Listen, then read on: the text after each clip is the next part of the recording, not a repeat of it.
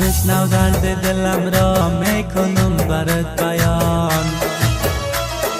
از من تو جدا شدی رفتی همراه دیگران، عشقم فروختی از آن.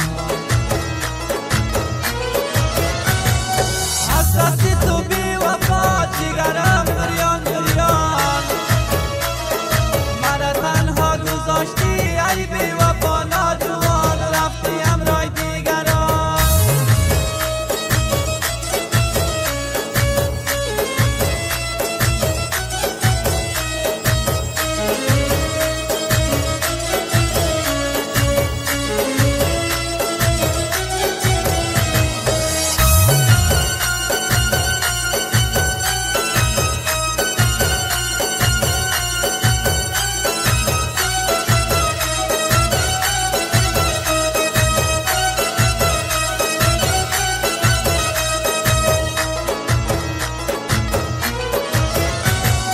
تنها مانده و رفتی ای بی وفا تو چرا،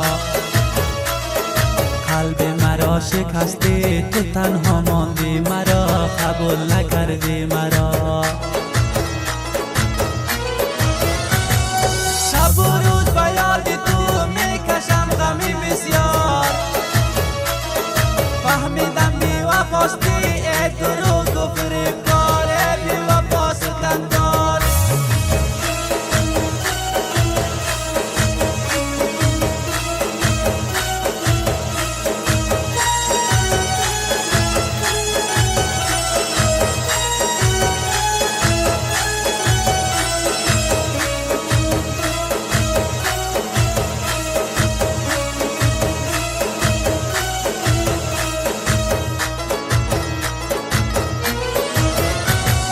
ای بی وفا تو بودی آرزوام امیدم،